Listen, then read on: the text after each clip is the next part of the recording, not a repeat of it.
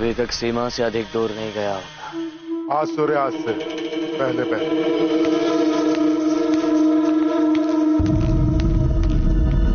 अखंड भारत की बातें करने वाला अशोक स्वयं खंड खंड हो जाएगा।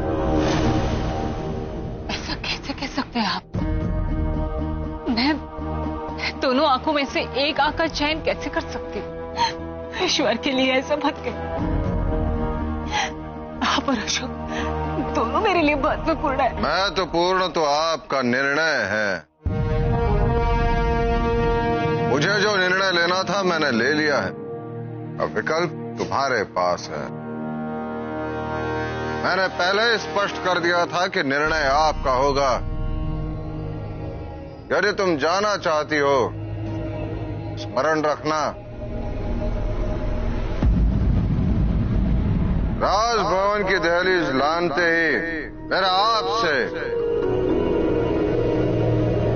और आपके इस नवजात पुत्र से कोई भी संबंध नहीं होगा।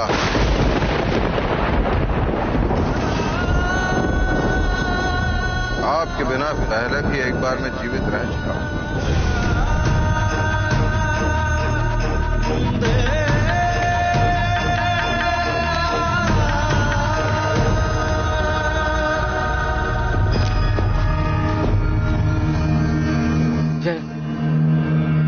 अरे आप इस व्यवस्था में पहचाना मुझे? जब सरोवर का विश्वास हुआ था, आपने मेरा उपचार किया था, सहायता की थी हमारी।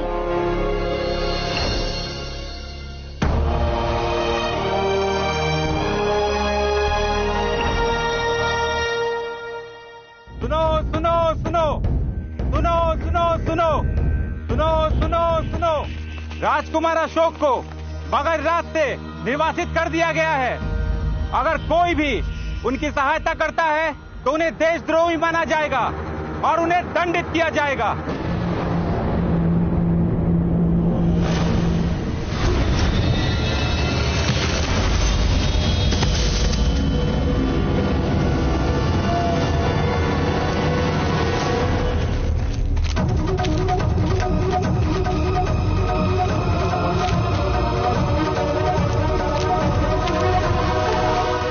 पाटलिपुत्र यहाँ से और कितनी दूर है?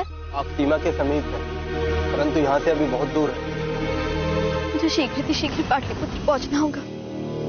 अब तक तो पिताजी को ज्ञात भी हो चुका होगा कि मैं भाग चुकी हूँ। तेरी मति मारी गई थी। उसने सौगंध दी और तूने उसे जाने दिया, ये जानते हुए कि मगध शत्रु देश है। राजकुमारी का अकेले जाना ना जोखिम भरा हो सकता है, इसकी कल्पना भी है तुझे? यदि महाराज ने उसके बारे में पूछा तो क्या उत्तर दूंगी मैं? महाराज,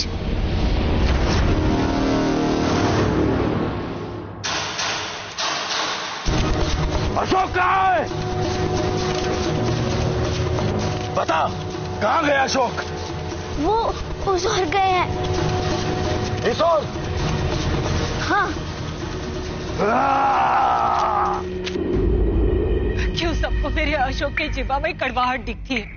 क्यों कोई ये नहीं दिखता कि ये कड़वाहट उस विष का परिणाम है जो उसने अपनों को आहत होने से बचाने के लिए स्वयं धारण किया है। वो जानता है कि ये सत्य रूपी विष यदि वो उगलेगा तो सब कुछ नष्ट हो जाएगा, सब कुछ। यदि वो चाहता तो स्वयं को सुरक्षित रखने के लिए सत्य सबके सामने कह सकता था, लेकिन उसने ऐसा किया नहीं। अपने पिता को पीड़ा से बचाने के लिए सियामा के सत्य का मूल्य चुका रहा है, और वो अभागा पिता मुझे उस पुत्र की रक्षा करने से रोक रहा है। मुझे पति और पुत्र में किसी एक का चयन करने के लिए बाध्य करा। क्यों भगवान, क्यों? सत्य के मार्ग पर चलने वालों के साथ ऐसा क्यों होता है?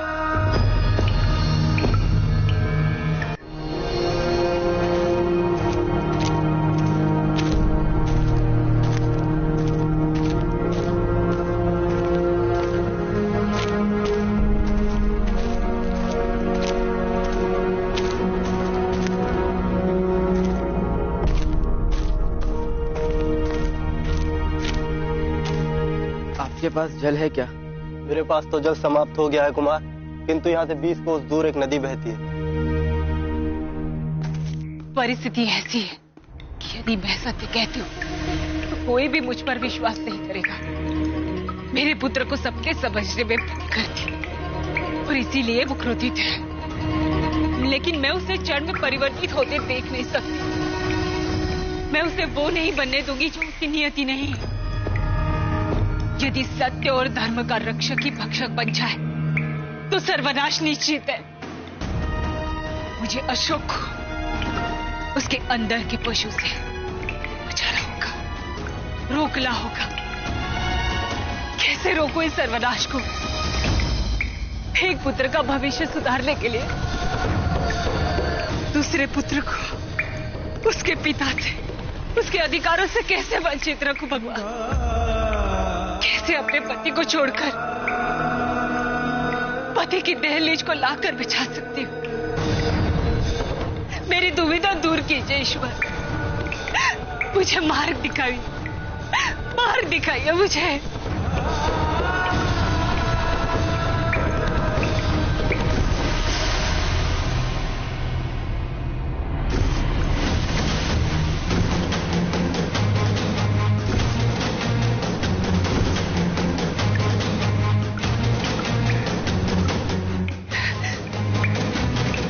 उत्तर मिल गया बात है।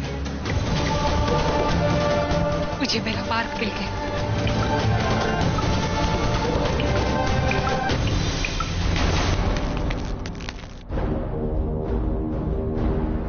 उस कन्या ने मुझको भटका दिया।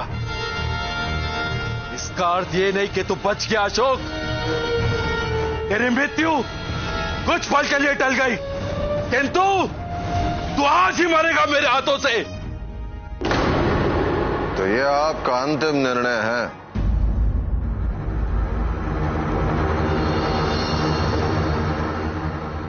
कोई भी पत्नी अपने पति को उसके घर को छोड़कर कभी सुखी नहीं रह सकती। पर जब अपने पुत्र गणेश की रक्षा के लिए पार्वती माता भगवान शिव से रुष्ट हो सकती है, फिर मैं तो मनुष्य हूं। माता पार्वती रुष्ट हुई थी क्योंकि महादेव ने उन्हें आभास कराया था, क्योंकि उन्हें विनायक के प्राण इसलिए लेने पड़े क्योंकि अहंकार में आकर वो स्वयं शिव को नहीं पहचान। इसलिए विनायक का शीश काटने के पश्चात उन्होंने उस पर गज का शीश लगाया, जो संपूर्ण ज्ञान का प्रतीक। इसी प्रकार मैं अपने पुत्र के अहंकार और दुर्व्यवहार को अनदेखा नहीं कर सकता। कैसे दोषी हूं मैं? शिव ईश्वर और आप मनुष्य, पुत्री कालदर्शी और आपको अंश मात्र भी सत्य ज्ञात नहीं। कौन सा सत्य है जो मुझे ज्ञात नहीं? मैंने जो कुछ भी किया वो उचित किया है। तुम्हें तो मेरा समर्थन करना चाहिए, किंतु पुत्र प्रेम में इतनी अंधी हो गई हो, तुम्हें उसका दोष दिखता ही नहीं है। अब तो मुझे विश्वास होने लगा है तुम्हारे इसी अंध प्रेम के कारण अशोक प्रोत्साहित हो गया और चंड में परिवर्तित हो गया। सत्य को प्रमाणने प्रकाश की आवश्यकता होती है।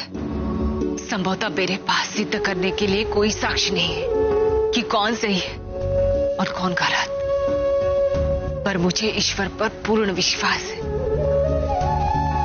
उनकी जब इच्छा होगी तब दूध का दूध और पानी का पानी हो जाएगा और आप सत्य देख पाएंगे। किंतु इस समय मैं केवल यही जानती हूं कि मुझे अपने पुत्र के साथ रहना है। मैं अशोक के पास जा रही हूं।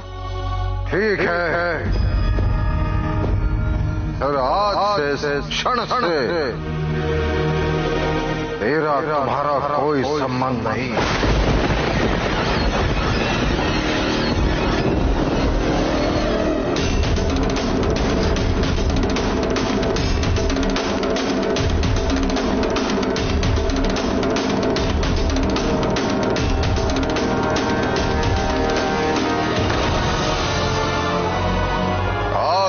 पश्चात कभी भी अपना मुख मत दिखाना।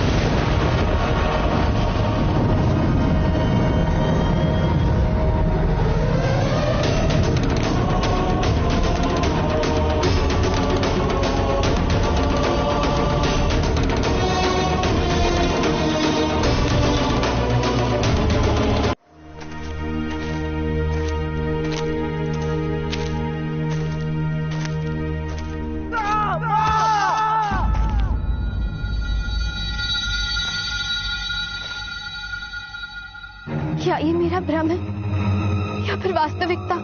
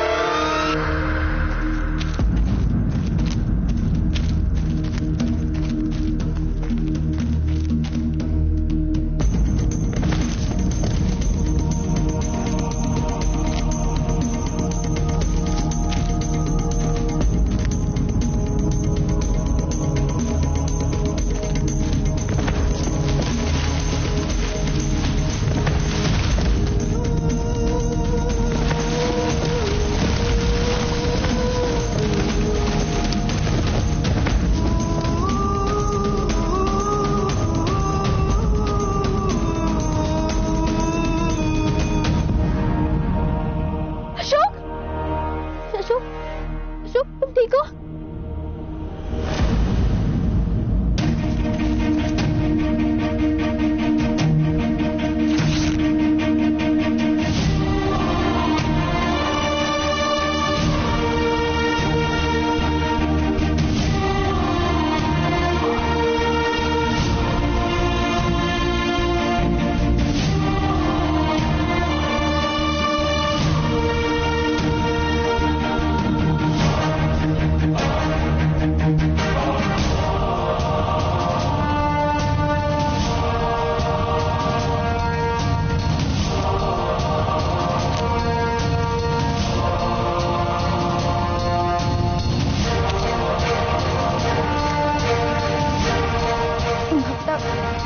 पिता द्वारा किए अपमान को अभी भी नहीं भूला।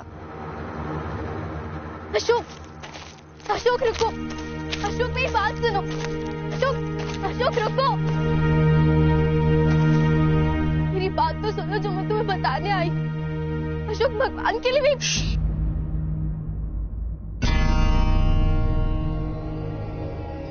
तुम्हें मेरी सौगंध है, केवल मैं कहूंगा और तुम सुनोगी।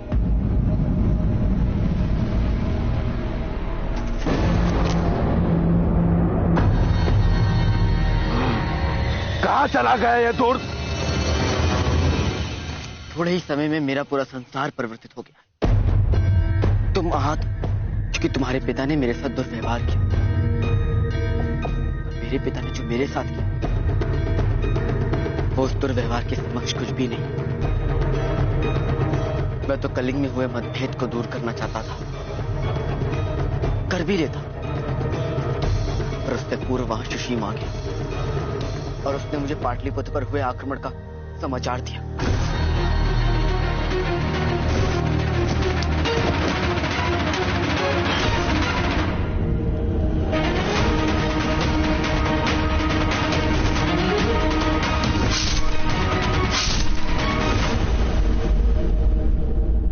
इस संसार में मैं सब कुछ सह लूंगा, पर अपनी मां का अपमान नहीं। और उसके लिए तुम्हारे पिता तो क्या, मैं अपने पिता को भी क्षमा नहीं कर सकता।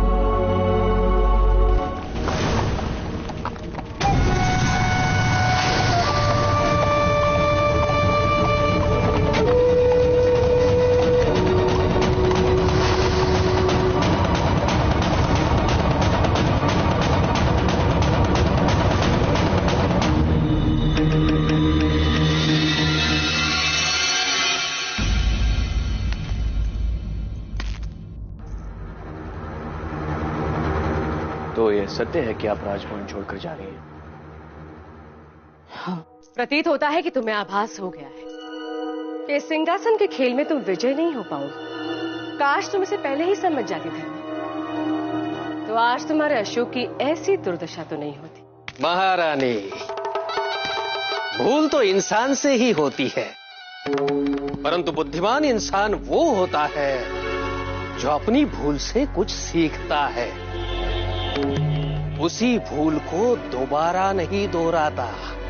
आप और आपके पुत्र की छाया इस भवन में दोबारा नहीं पड़नी चाहिए, और इस बार इन तीनों को बचाने के लिए चाणक्य भी जीवित नहीं होगा।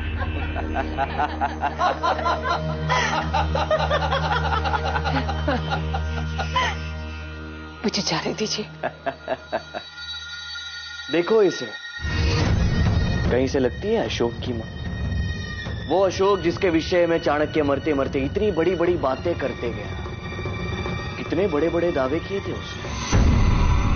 अशोक ये करेगा, अशोक ऐसा है, अशोक वैसा है, जन जन प्रियदर्शी। मरते दम तक उसका प्रशस्ति गान करता गया वो बुड्ढा। अब देख, उसी अशोक को कितनी सरलता से मैंने कह सकती हो सम्राट के हृदय से, कह सकती हो राजभवन से, कह सकती हो मगध से बाहर फिकवा दो। मैं तो कहता हूं आचार्य चाणक्य को जीवित रखना चाहिए था, विशेषकर आज का ये दिन देखने के लिए, क्योंकि आज का ये दिन देख के वो स्वयं ही मर जाते। उनके रक्त से अपने हाथ रखने की आवश्यकता ही नहीं पड़ती।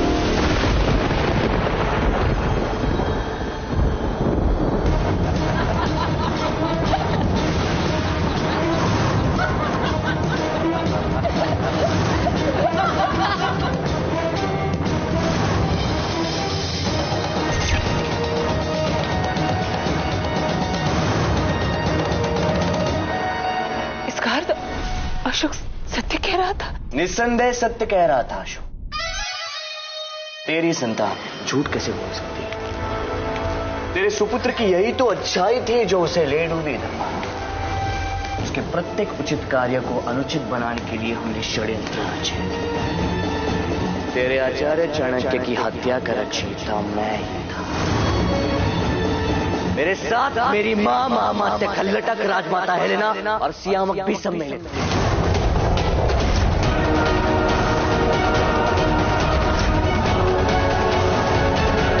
हम सब ने मिलकर मारा है तेरे चाणक्य को। और क्या बताए कि आनंद आया है। और यदि चाणक्य नहीं होता तो पहली हत्या करने में इतना आनंद नहीं आता। तो धर्मा सत्य जान लिया। अब बता क्या करनी थी तू? बता तेरा पुत्र क्या करेगा? सत्य क्या करेगा? अशोक की दूसरी दुर्बलता क्या है जानती हो? चाणक्य के प्रति उसका अंधा प्रेम। उसकी तीसरी दुर्बलता है उसका क्रोध, उसकी भावुकता, और इसी का लाभ उठाते हुए राजमाता ने अशोक को चाणक्य की हत्या के सत्य से अवगत करवाया, क्योंकि वो जानती थी कि सत्य जानने के पश्चात अशोक क्रोधित हो जाएगा, अपना नियंत्रण खो बैठेगा और स्वयं सुशीम को दंड देने पर आतुर हो जाएगा। और उसने ऐसा ही किया।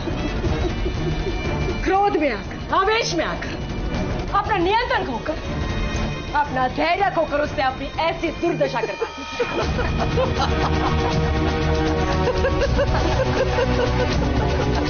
अशोक सही होने के बावजूद भी उसे इतना बड़ा दंड मिला।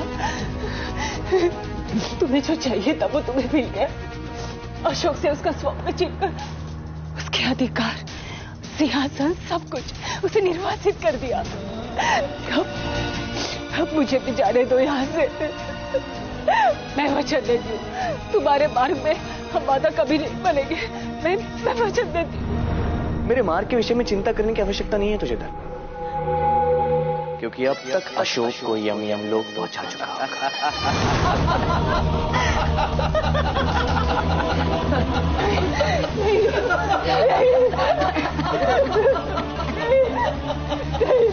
मेरे पुत्र को मारो, सिंहासन के लिए उसके प्राण मत लो। आप तो मां हैं, आप तो समझ सकती है। मैं वचन देती हूँ, मैं दोबारा यहाँ कभी नहीं आऊंगी और ना ही मेरे अपने पुत्र को आने दूंगी। मैं वचन देती हूँ।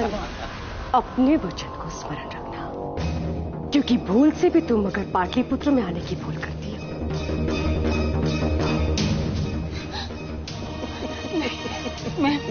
मैं वचन लेती हूँ, मैं दोबारा यहाँ कभी नहीं आऊंगी और नहीं सम्राट से कोई संपर्क न करूंगी। हमें जाने दो, मेरे पुत्र को मेरी आवश्यकता होगी। मुझे जाने दो, हम पर दया करो। दया देवताओं को शोभा देती है माता धर्मा, दानवों को नहीं।